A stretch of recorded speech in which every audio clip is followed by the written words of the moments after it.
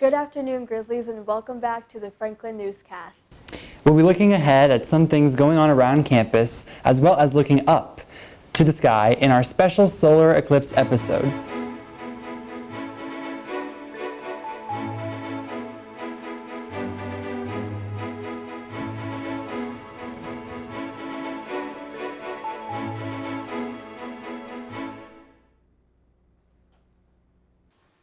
The Franklin College's women's lacrosse team has faced many challenges in regards to recruiting, but new coach Todd Burris has stepped up.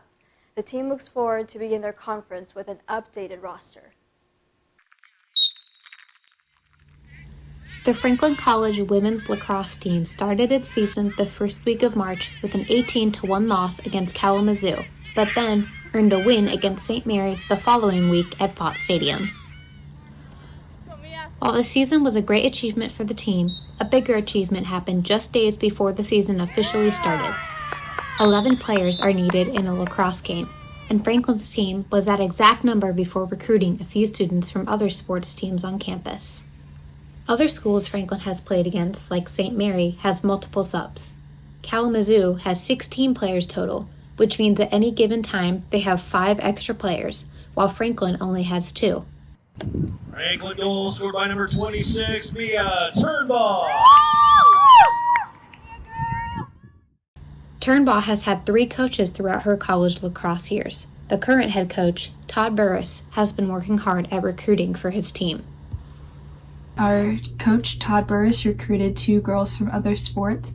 He recruited a basketball player, Abby Moore, and a diver, Ashley Summers. With 2 subs on the Franklin's lacrosse team, the girls are able to fully focus on working together to play their best.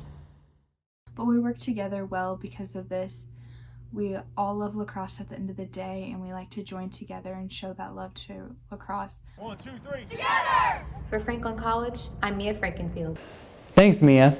FC baseball is also well underway and well chronicled by the Franklin's very own Jack Sells and Elijah Robertson. Here's Sam Wilson with more details. In case you missed it, the Franklin College baseball team won conference last year and have already gotten off to a hot start this season. Their success hasn't gone unnoticed, especially at the Franklin. Upperclassmen Jack Sells and Elijah Robertson, veteran creators and writers at the Franklin News, have dedicated themselves to highlighting the prolific efforts of the Grizzly Sluggers. We started the Grizzball Era podcast this year to look at the baseball team and follow their season. Currently, you can listen to it on thefranklinnews.com and Spotify. You can catch up on the 4 Grizzball Era podcast episodes that have already been released. And make sure to stay tuned for a new episode every Thursday. For the Franklin News, I'm Sam Wilson. I'll have to check out that podcast. Even though it feels like spring has just started, summer is almost here. Aaron Bruce interviewed multiple students around campus about the internships they're currently involved in and what their plans are for summer break. For college students, summer can mean many different things. A lot of students may take that time to pursue internships. Internships give students the opportunity to develop professionally, and the work experience is anticipated to translate positively into the students' future as they look for jobs.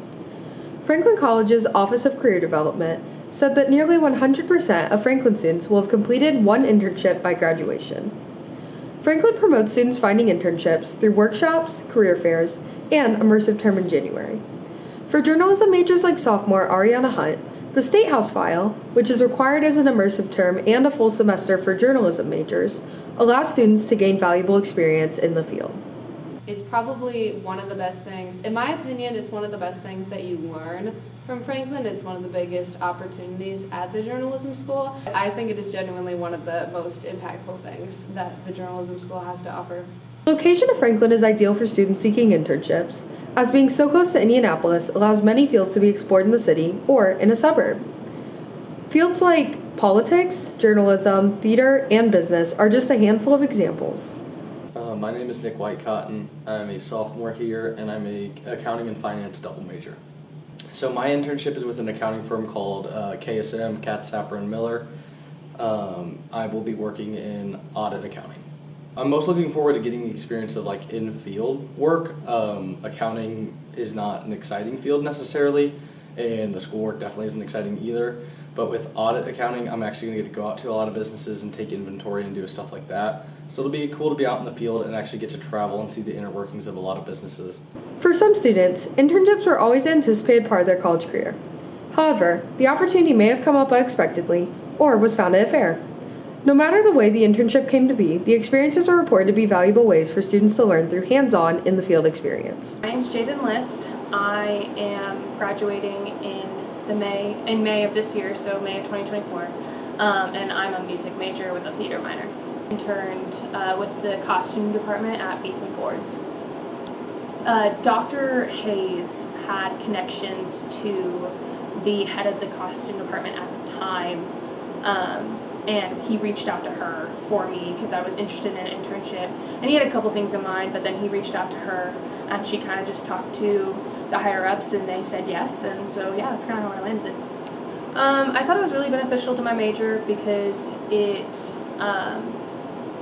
worked within the musical theater scene. I got to meet several actors in the production that was going on at the time, which was Mary Poppins. Through an internship, Franklin College students can spend their time learning and growing in ways that help prepare them for a successful career.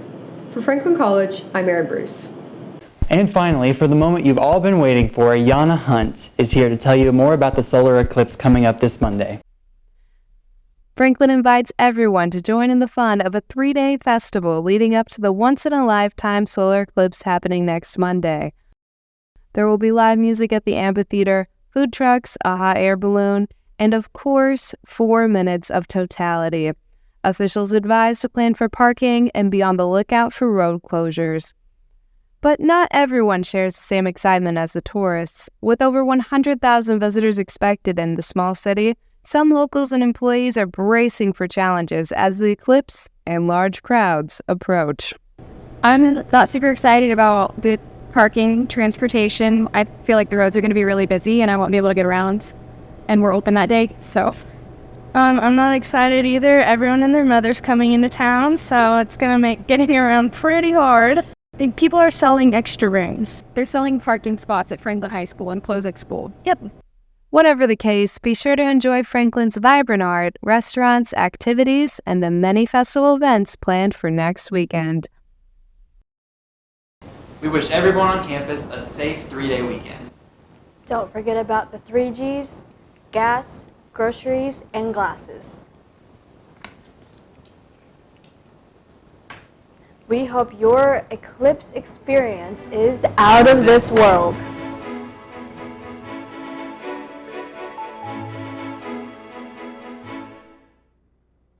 We wish everyone on campus a safe 3-day weekend. And then you say, Just don't forget about 3 Gs, gas, groceries, and glasses. and then we both reach, bop, and then like hit them with that.